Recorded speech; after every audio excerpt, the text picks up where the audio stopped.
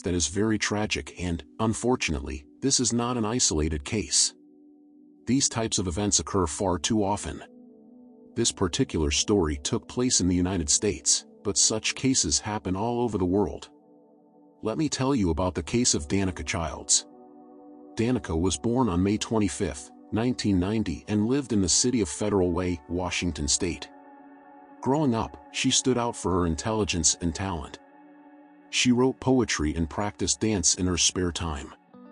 Even in elementary school, she participated in talent shows and competitions and created her own choreography despite her very young age.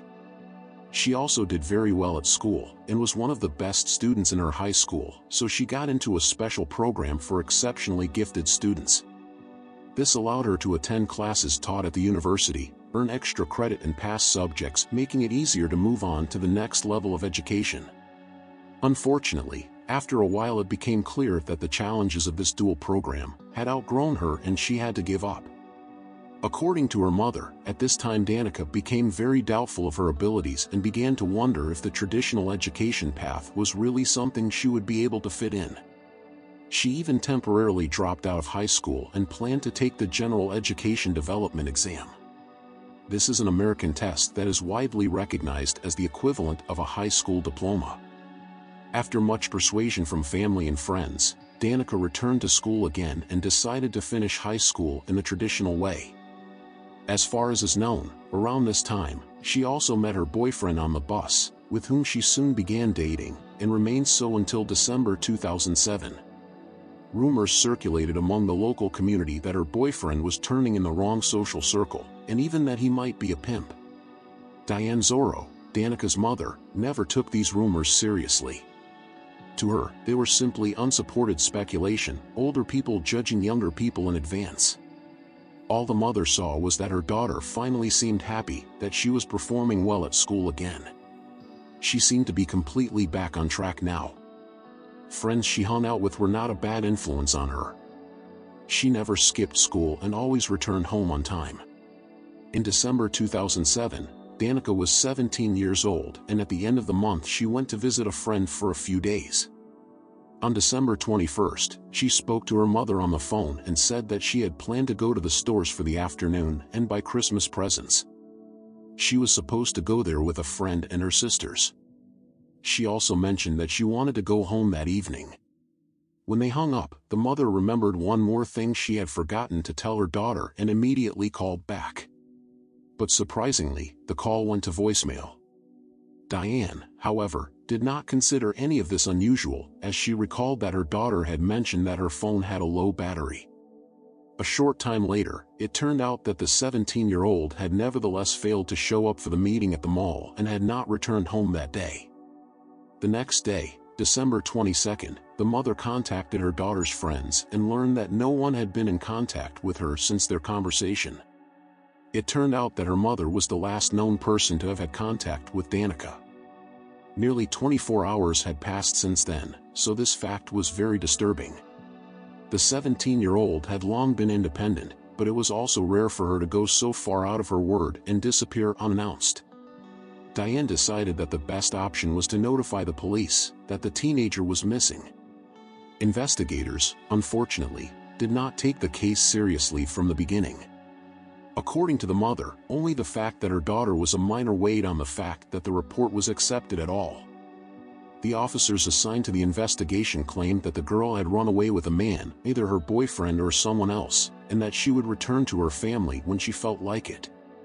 Those close to her, however, took a completely different view. They believed that the teenager might have been harmed, perhaps even that she had been kidnapped. It was soon to come to light that Danica was hiding a huge secret from her family. When her mother traced her last steps, it turned out that she had spent her last night not with a friend, but in a motel, in the town of Kent, 12 kilometers from Federal Way.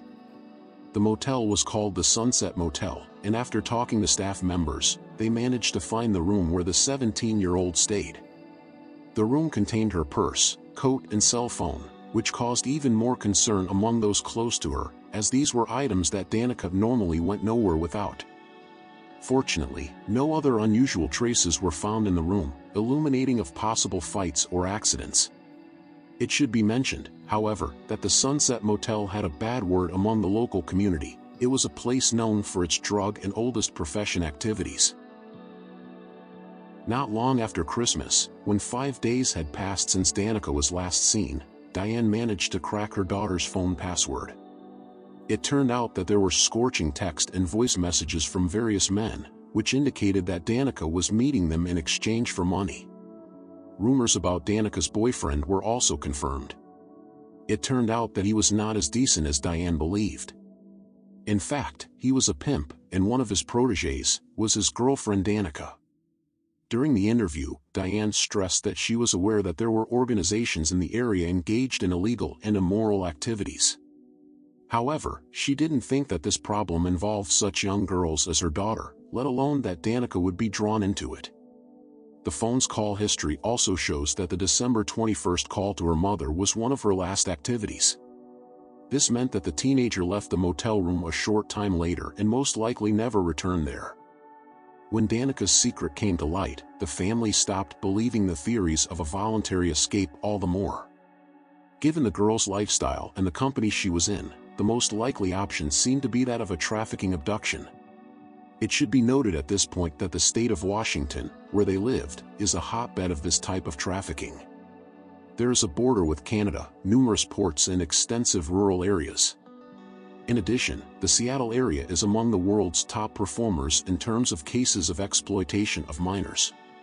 According to 2017 data from the National Center for Missing and Exploited Children, the total number from reports of missing children to the National Crime Information Center was over 460,000. Included in this are children who have run away several times, but this is still a very high number. Some of these cases involve cases of disappearances under suspicious circumstances and with a reasonable suspicion of third-party involvement. Diane Zorro was disappointed by how dismissively the police handled her daughter's case. In her opinion, they could have done much more, given how much there was to indicate that Danica might be in danger. The mother and sisters had to step up to the plate to spread information about the missing girl and convince investigators to classify the girl as a potential victim of trafficking. The whole process took months. In the meantime, all the family could do was put up posters around the neighborhood. Danica was biracial, Caucasian and African American. The girl had brown hair, brown eyes, weighed about 45 kilograms and was 160 centimeters tall. She was preferred to be called Nick and Nika. On the day she went missing, she was most likely wearing a black jacket with fur on the hood, a t-shirt with a Mickey Mouse print, blue jeans and black suede shoes. She may have dyed her hair a very dark brown and had pierced ears, nose and belly button. Unfortunately, not many leads have emerged in the case. One of the most promising came to the police in 2015, which is when 8 years had passed since Danica went missing. One of the family's friends found a photo on Instagram of a Las Vegas girl who looked deceptively like Danica. One of Danica's sisters posted the photo on her Facebook, but deleted it moments later. We don't know why this happened, but most likely the woman confirmed that she was not her sister. A few days later, another sister also received a message on Facebook from a person claiming to be Danica. Interestingly, the author's writing used pseudonyms that the sisters had for each other, which few people, except those closer to the family, knew about. The author wrote that she was all right, but that she was not in a safe place. When the sister tried to write back, it turned out that the account from which it was written to her had already been deleted. According to the family, this was not an attempt to scam or impersonate the missing person, but a genuine attempt by the missing Danica to make contact. This interaction gave great hope that the girl was alive, although also the realization that she was not in a safe place and someone, for example, could have caught her during this attempted contact, deleted the account and hurt her. If that were the case, and she is indeed all right, it could now be extremely difficult for her to break free. Every year, as Christmas approaches, Diane plunges into memories of 2007.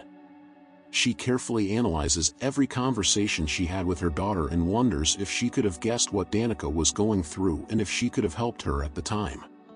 She wishes she had known her secret sooner, because what was happening to Danica because of her age was illegal abuse. The woman accepts no other option than that her daughter is somewhere under the control of bad people. She also firmly believes that someday she will be able to meet her again. There is nothing in the world she wants more than to see her daughter and be able to tell her that everything will be okay now.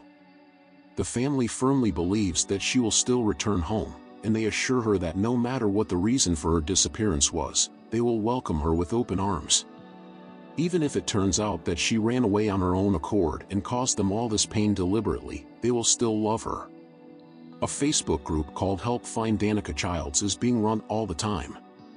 Any new information and progress in the investigation is published there. Although, unfortunately, there have been very few of these in recent years.